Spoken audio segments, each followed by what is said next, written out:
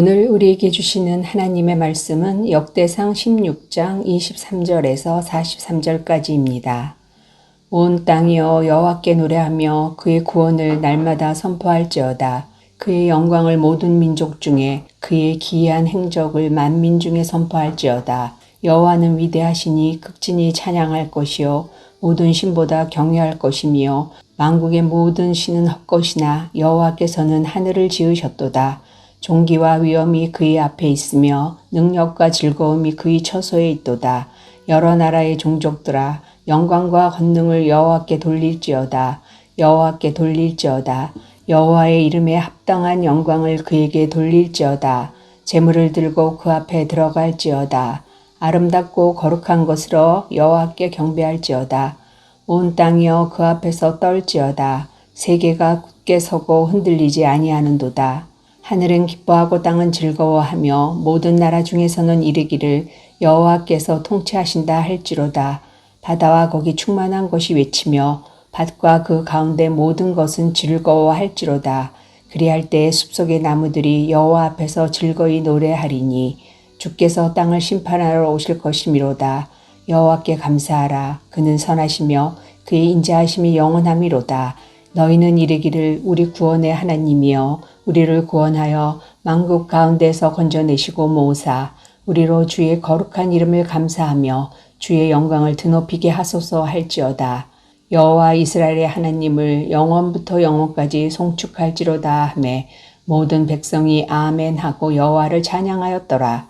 다윗이 아삽과 그의 형제를 여호와의 언약궤 앞에 있게 하며 항상 그 궤 앞에서 섬기게 하되 날마다 그 일대로 하게 하였고 오베데돔과 그의 형제 68명과 여두둔의 아들 오베데돔과 호사를 문지기로 삼았고 제사장 사독과 그의 형제 제사장들에게 기브온 산당에서 여호와의 성막 앞에 모시게 하여 항상 아침 저녁으로 번제단 위에 여호와께 번제를 드리되 여호와의 율법을 기록하여 이스라엘에게 명령하신 대로 다 준행하게 하였고 또 여호와의 인자하심이 영원하심으로 그들과 함께 헤만과 여두둔과 그리고 택함을 받아 지명된 나머지 사람을 세워 감사하게 하였고 또 그들과 함께 헤만과 여두둔을 세워 나팔과 재금들과 하나님을 찬송하는 악기로 소리를 크게 내게 하였고 또 여두둔의 아들에게 문을 지키게 하였더라. 이에 뭇 백성은 각각 그 집으로 돌아가고 다윗도 자기 집을 위하여 축복하려고 돌아갔더라. 아멘. 오베데돔의 집에 있던 여호와의 언약궤가 예루살렘으로 입성하게 된 날, 다윗은 아삽과 그의 형제들을 세워 찬양으로 하나님께 영광 올려 드립니다. 이 찬양은 시편 96편과 106편에 실려 있는데요. 다윗의 이 찬양은 그저 개인의 고백이 아니라 온 이스라엘 공동체가 찬양받기 합당하신 하나님께 드리는 찬양 고백이기도 합니다. 오늘 말씀을 통해 다윗과 이스라엘의 고백이 나와 우리 교회의 고백이 되며 찬양받기 합당하신 하나님께 영광 올려드리는 오늘 하루가 되길 예수님의 이름으로 축원합니다. 첫째로 찬양받기 합당하신 하나님은 천지를 창조하신 여호와이십니다.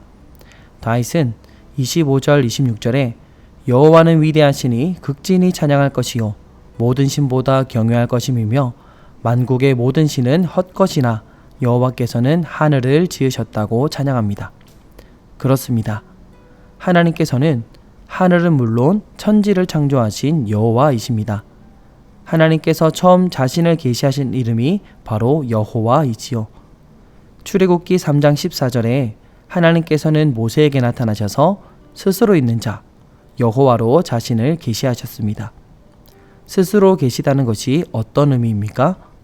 다른 모든 것들은 누군가에 의해 만들어졌지만 여호와 하나님만이 누군가에 의해 창조되지 않은 처음부터 영원까지 스스로 계신 유일한 분이라는 뜻입니다. 그래서 본문 26절에 다윗은 만국의 모든 신은 헛것이나 여호와께서는 하늘을 지으셨다고 찬양합니다. 그리고 28절에 헛된 신을 섬기는 열방을 향하여 이렇게 외칩니다. 여러 나라의 종족들아 영광과 권능을 여호와께 돌릴지어다. 여호와께 돌릴지어다. 다윗은 헛된 신을 섬기는 모든 민족이 이제는 천지를 창조하시고 유일한 하나님만 찬양해야 한다고 외치고 있습니다. 이어서 29절에 여호와의 이름에 합당한 영광을 그에게 돌릴지어다 라고 찬양합니다. 우리는 하나님께서 지으신 천지 만물 안에 살아가고 있습니다. 먹고 마시는 일용할 양식뿐 아니라 우리가 살아가면서 누리는 모든 것이 천지를 창조하신 하나님께로부터 말미암은 것입니다. 그러므로 하나님의 창조 세계 안에 살아가는 모든 사람과 모든 피조물은 스스로 계신 하나님을 찬양해야 합니다. 세상의 헛된 신들을 섬기는 것이 아니라 창조주 하나님을 찬양하고 예배해야 하는 것이 우리의 본분입니다. 사랑하는 서문 가족 여러분, 스스로 계시며 천지를 창조하신 하나님께서는 찬양받기에 합당하신 분입니다. 오늘 내가 먹고 마시고 누리는 모든 순간들 속에서 내가 누리는 이 모든 것이 하나님께로부터 온 것임을 기억하며 창조주 하나님을 찬양하는 오늘 하루 되시길 예수님의 이름으로 축원합니다. 둘째로 찬양받기에 합당하신 하나님은 온 세상을 통치하시는 여호와이십니다. 다윗은 31절에 하늘은 기뻐하고 땅은 즐거워하며 모든 나라 중에서는 이르기를 여호와께서 통치하고 계심을 찬양합니다. 천지를 창조하신 하나님은 지금도 온 세상을 통치하시는 하나님이십니다. 하나님께서는 천지를 창조하시고 그저 방관하시는 하나님이 아니십니다. 다윗은 통치하시는 하나님을 삶으로 고백하는 자였습니다. 통치하시는 하나님을 믿었던 다윗은 전쟁이 사람의 손이 아니라 하나님의 손에 속한 것임을 알았습니다. 그래서 골리앗 앞에 물맷돌 5개만 들고 설 수 있었고 통치하시는 하나님의 능력으로 전쟁에 승리할 수 있었습니다. 다윗은 이스라엘의 왕의 자리가 사람의 손에 달린 것이 아니라 통치하시는 하나님의 손 아래에 있음을 믿었습니다. 그래서 아둘람 굴에 있는 사울을 자신의 손으로 죽이지 않고 여호와께 맡겼습니다. 그랬더니 다윗은 피 흘림 없이 통일 왕국의 왕이 될 수 있었습니다. 다윗이 여호와의 언약궤를 예루살렘으로 옮겨오고자 하였던 것도 통치하시는 하나님에 대한 삶의 고백이었습니다. 다윗은 자신은 대리 통치자일 뿐이며 진짜 이스라엘을 통치하시는 왕은 하나님이심을 믿었습니다. 그래서 왕이 된 다윗은 하나님의 임재를 상징하는 여호와의 언약궤를 예루살렘에 옮겨왔습니다. 다윗은 또한 찬양으로 통치하시는 하나님을 고백하는 자였습니다. 우리가 잘 알고 있고 많은 분들이 암송하고 있는 시편 23편은 다윗의 찬양시이지요. 다윗은 통치하시는 하나님을 선한 목자요 자신을 인도하시는 하나님으로 표현하며 찬양합니다. 통치하시는 하나님 아래에 다윗은 여호와는 나의 목자시니 내게 부족함이 없음을 찬양하며 푸른 풀밭으로 쉴만한 물가로 인도하시는 하나님을 찬양하며 사망의 음침한 골짜기로 다닐지라도 나와 함께 하시며 지팡이와 막대기로 안위하시는 통치하시는 하나님을 찬양합니다. 이뿐 아니라 우리는 수많은 다윗의 시에서 통치하시고 지키시고 인도하시는 하나님에 대한 다윗의 고백을 찾아볼 수 있습니다. 사랑하는 서문 가족 여러분, 통치하시는 하나님께서는 찬양받기 합당하신 분입니다. 다윗과 함께 하시며 온 세상을 통치하신 하나님께서는 오늘 우리와도 함께 하시며 여전히 그리고 영원히 온 세상을 통치하시는 하나님이십니다.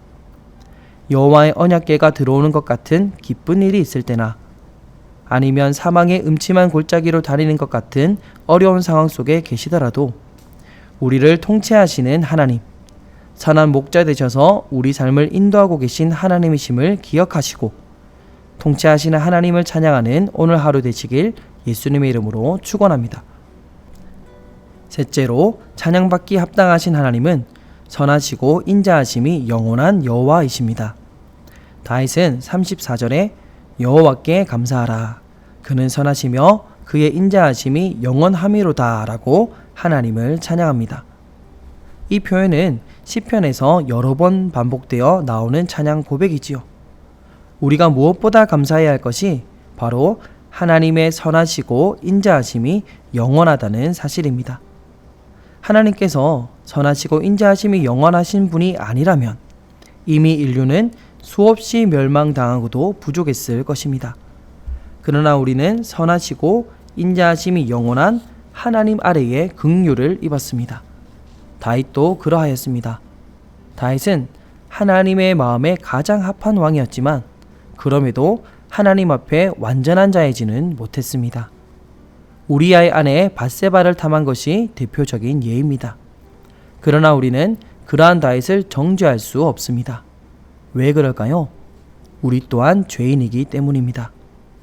다윗에게 선하시고 인자하심이 영원하셨던 여호와께서는 너무 감사하게도 우리에게도 동일한 여호와 하나님이십니다. 로마서 5장 6절 8절 말씀은 죄인인 우리를 향해서도 하나님께서는 선하시고 인자하심이 영원한 여호와이심을 보여줍니다. 우리가 아직 연약할 때에 기약대로 그리스도께서 경건하지 않은 자를 위해 죽으셨도다. 우리가 아직 죄인 되었을 때에 그리스도께서 우리를 위하여 죽으심으로 하나님께서 우리에 대한 자기의 사랑을 확증하셨느니라. 아멘. 우리가 아직 연약하고 죄인 되었을 때에 하나님께서는 기약대로, 즉 언약대로 예수 그리스도를 우리를 위하여 죽게 하셨습니다. 그리고 그리스도께서는 죄와 사망의 권세를 이기시고 3일 만에 부활하심으로 회개하고 이를 믿는 모든 자에게 영원한 구원을 허락하셨습니다. 이는 우리를 향한 하나님의 사랑에 대한 분명한 확증이며 선하시고 인자하심이 영원한 여호와에 대한 분명한 확증입니다. 우리는 본문 23절 말씀처럼 여호와께 노래하며 그의 구원을 날마다 선포해야 합니다.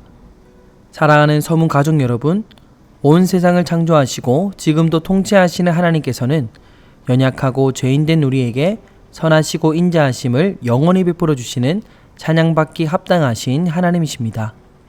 이 다윗과 이스라엘의 고백을 오늘 나와 우리 가정과 우리 교회의 고백으로 받아 날마다 그리고 영원히 하나님을 찬양하는 저와 서문 가족 여러분 되시길 예수님의 이름으로 축원합니다.